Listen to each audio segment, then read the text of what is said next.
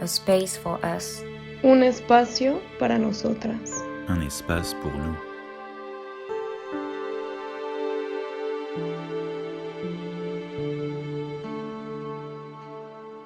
Abong is a human rights-oriented organization, and we fight for the right to association and for the right of Brazilian NGOs to fully participate in democratic life, that both at the local level and at the national level, participating in consultative bodies, in decision-making processes at the policy level, policy-making processes. So Brazilian civil society organizations are very experienced in terms of public participation. And it has been proved time and time again that when any public process discussing policies, laws, institutions, everything that is done with the participation of civil society, the results are better. So Abong has this record of successes that proves that participation is better for society as a whole. For the last 4 years, basically we saw the death of civic spaces in Brazil. All possibilities of participating in any discussion at the national level, and because these structures in Brazil work as a system, so not having the possibility to participate at the top level means that you cannot participate at the state and local level either. But now with the new government elected last year, we have a new flourishing of civic spaces in Brazil, and there is actually a high demand for civil society organizations to participate in a bunch of civic spaces. Some of them are being brought back, and new ones are being created. So it's a very interesting and exciting time. We are a little concerned because there was a history of participation that led to an accumulation of experiences. So we knew how the process worked and what kind of advocacy and lobbying we had to do. But now with things being recreated, we're a little bit at a loss. So there's a lot of talking. And when you ask, for instance, what procedures, what methods, what possibilities, everything is up in the air because it has just started this year. So we're still trying to figure out how we're going to propose to the government that this specific council should work in this way, or for this specific policy subject we should work in that way, and who is not here that should be here. Abong definitely, although it's very representative, it doesn't represent every interest, and so we are aware that we need to bring in new people. Youth should be represented in these spaces as well. So it's a very exciting time, but it's also, there's a lot of doubts in the air of how we're going to reorganize civic participation in Brazil after 4 years of total disaster. The issues that were very important in the past and in which we had a lot of expertise, those issues, once they were retracted from the civic participation, we had a loss. We had a setback in terms of advancements. So Brazil was out of the hunger map globally for 4 years, and because of the setback, we went back into it. So hunger and poverty increased during the right-wing government. Now we want to get that back. So this is one area in which we feel like we need to go back and make the same progress that we had before. So there's a lot of interest in that area. Other areas in which we had some participation, but there was still problems. The rights of women, the rights of LGBT people, because there was a lot of violence during the Bolsonaro government, especially against women and LGBT and Afro-Brazilians. So now we want to bring this thing back, in which these groups are not the preferred target for violence and exclusion, social exclusion. So We just passed the law at the federal level establishing that women are entitled to have the same salaries as men, the same earnings. Those are things that are important. There will be a lot of problem in implementing them, but the principle needs to be clear, and the law states that very clearly. There can be no gender differences in earnings in Brazil. So companies are not liable if they practice gender discrimination in terms of salaries. So these are the things that we've been able to bring back, and we want to make a move forward in terms, comparing to what we had before. And there are new areas of environment, of course, indigenous peoples. Those are areas that are key nowadays. And we're talking about climate, the Amazon in Brazil, it's a huge difference. But there is an understanding among civil society organizations in Brazil that we need to be able to discuss fully what we want in terms of social and economic development. Do we want to continue to devastate the environment to make companies richer? Or do we want to have a development that preserves the environment and allow people to have, everyone to have dignity in life?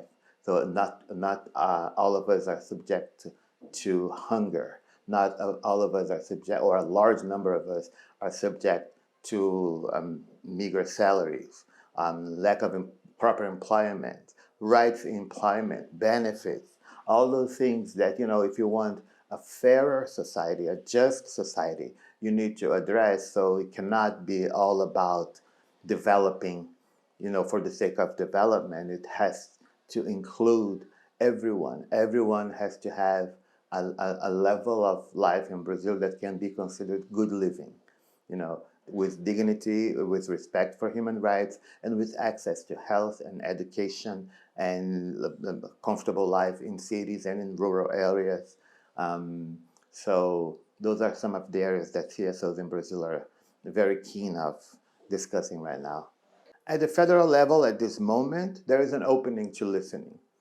There is an opening to, promote participation and to include more people in the dialogue. If that's going to be able to be replicated at all levels, and people will be capable of, especially at the local level, it's very important that people can feel close. It's easier for people to participate and to engage at the local level. And nowadays there is a gap at the local level. So the federal government is progressive. Many local municipalities aren't. So we need to go back to a system that was in place before, in which participation was something that was incorporated and promoted from bottom to the top, and from the top to the bottom, like back and forth, in order for us to have a whole system of public authorities listening to, because the laws are federal. Many progressive laws are approved at the federal level, and then they are regulated to work at the state and local levels. But if you don't have the participation in place, you cannot really guarantee that conservative local governments will abide by those progressive laws, like that law about salaries between men and women. If you don't have a participation system that allows for women at the local and state levels to pressure for regulations that reinforce this legal mandate, then we're going to have a problem. So at this point, I think we're okay at the federal level, but we need to be careful about what needs to be done and how we're going to be able to address equality at the state and local levels in Brazil. Ideally, it would be really important that public authorities understand and accept that participation is key to the success of any government. It doesn't matter how big, how small, if local, state, national, participation is a key element of success, especially in terms of public policies. And you need to have not only a variety of audiences, and the population at large, but also pay attention to the specific audiences. If you're talking about education, you need to be able to involve the school communities, parents, students, workers, teachers. Everyone is involved in that area, in that aspect, needs to have their voices heard and their participation guaranteed. Um, but not all the time. Participation is something that not everyone thinks is essential, and many times people tend to think that participation is good during election times. So let's create spaces for participation in an electoral year, which is not really a good idea because you don't really want to guarantee participation. You're trying to co-opt people because you're going to run for elections or something. And participation should work, all the time, regardless of if it's an election year or not, or regardless if you, as a public authority that has a mandate, that whether you're going to run for elections or not. That shouldn't be a concern of any public figure, of any public authority, especially those who are elected. So they should be worried about serving the public first, and then about whether they're going to be reelected is part of their legacy, part of their should be a reflection of their work and not their first commitment to reelect themselves. But as I was saying, we are in the process now of discussing participation and trying to bring up the idea in Brazil about how important participation is. It's not easy. It's not easy. And we don't really have a formula, in place. The way it worked before, it did have problems, especially what we call councils and committees. Sometimes they worked, sometimes they didn't. They worked in some areas better than others, so we need to recreate those participatory policies and participatory arrangements. But it's undeniable that participation must be considered not only a political right, but key to any success in terms of public governance. We have a critique that for the longest time, we had this notion that development was always good, regardless of where we were. Where we are today is not good enough because we need to develop. Towards what? But that question was not asked. So we just need to development. And government thought that their main role was to help countries to develop. And many times this notion of help countries to develop by governments meant to support private businesses. The best way to develop this country is to support private businesses because they will lead to development. What we have seen as a result of this notion is that there isn't really much development. There is growth, which is different. Cities grow, they don't necessarily develop because lives are not better. Lives are not better in those cities. Rural areas, they develop, they grow, but they don't develop because living there is not a pleasurable, and it doesn't have dignity for many. So it's really a process of creating and concentrating wealth in a very small number of people and places, and producing poverty and inequality around all of that development that is taking place. And I think there is, at least in part of society, there is a consensus and agreement that this development model doesn't work anymore. The resources of the planet are being wasted, and we're not moving towards a better place because we are literally dilapidating the resources we have. So we need new kinds of development. And of course, because people are making so much money with the previous experiences, moving towards a new sustainable development in which you will not, extort and waste completely the resources that we have. We need new commitments, a new pact in which development will produce benefits for all and not for few. And I think We have to ensure that everyone is allowed to have dignity in their lives in their ways of living. Because it's very sometimes it's a bit of a catch-22, because when you say like people need to work, well, people should be entitled to not to work, not in the sense that they should be vagabonds, no, but people should not be forced to work tirelessly to produce profits for someone else. People should have the possibility to work part-time and to spend the other part of their times doing something that they consider as important as working. So even the notion of work, should be measured and reevaluated in this country. When we talk about things like a minimum living wage for everyone, it's the fact that regardless if you work or not, because you want or because you can't, or for whatever reason, everyone should be entitled a decent way of living according to their own perspectives and ideas and notions. And poverty should not be considered okay. People living in poverty should not be okay. If that person is gonna be doing whatever, it doesn't matter. People don't have to put work first in terms of you're only entitled to any dignity in your life if you work yourself off. If that's not we've seen that's not a good way of living, and you end up a wasted human being. So I'm saying something that can be very polemical, but I think it's important to address this because the notion of decent work nowadays is becoming more important than just work. And decent work is not always synonymous with a lot of work. A lot of work is a lot of work, but not necessarily decent work.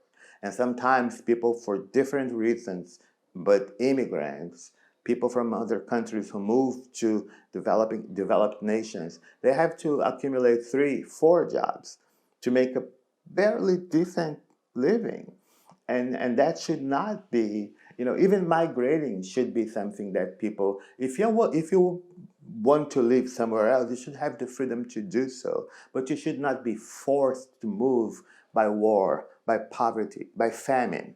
Those are not reasons, acceptable reasons for people to leave the places where they were born and to try to find a better living somewhere else. And for the most part, this is what migration is. It's a basic violation of human rights because people are forced to leave because they cannot find a different way of living where they were born. So it's a lot of imbalances in the world, and a lot of equations that you need to find to be able to bring all these questions together. But I think now there is more and more, there is this notion that we need to rethink development, in ways that allow for everyone to have dignity in their lives, regardless of what they choose to do for a living, and that will not exclude anyone from health, from education, and from protection, social services, from the protection of the law, And so basically, we're talking about giving human beings a lot more freedom in society to choose their ways of living, rather than just assume that everyone has to be punished by working hard and by producing for the benefit of others. Because at the end of the day, people are not getting rich because they work a lot. That doesn't happen. If you work a lot, you got tired, you got sick, you got a lot of things, but you don't really get rich. Somebody else is getting rich off of you. So I think we can now, when we try to connect that with the international financial system or the architecture of the financial system, that architecture is set up in a way that you need the poor to work very hard for very little, for a very few to benefit from it. So in order to change that, this financial structure needs change. Public development banks should be public in the first place. They should not be concerned with, whatever happens with a private institution. It should not be their primary goal for a public development bank to save a failing private institution. I think that we're still trapped in this system in which governments are key. There's very little that can be actually done or achieved if you try to run any system outside of a government. Even if private companies try to do it, it doesn't really work. And they have all the money in the world, and still, you need governments to mediate interest. You need governments to make a lot of investment, because private money doesn't go to experimentation much. They may say that, but they get money from the public sector to do the experimentation, and then when they do the development, they put their own money so they can take out of it. But a lot of upfront money comes from the public sector. So we need governments to be more accountable, and we need governments to be more committed to their basic goal, that is to create societies that are sustainable and inclusive, and that can provide everyone with a decent, living situation, with dignity, living with dignity. This should be a governmental priority that companies should help with, but I don't think companies alone can be responsible for that. Governments should be committed to the greater good and to providing public benefits to all at all costs. And we have, despite all difficulties, we do have a means to pressure governments to fulfill that role. So I think there is something about the role of the state and the role of governments that perhaps we need to refocus, to reconceptualize. I have friends who say that sometimes we focus too much on the government and the state, and we should look for alternative solutions outside of the state. But I mean, it's the way we live today, the way the world is organized. It's very unusual that you can have a commune of people outside of any governmental structure that can be fair to all involved. And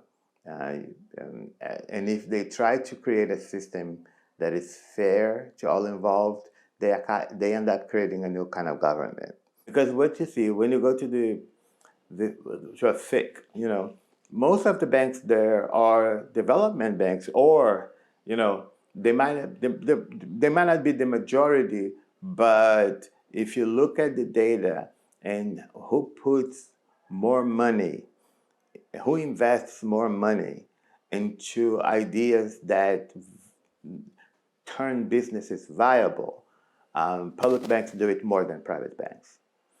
The whole notion that private banks are investing in the future, it's bogus. Public banks do that, in order to make possible for companies to exist. And then private banks, do a little bit. And once the model is profitable, then private banks come in.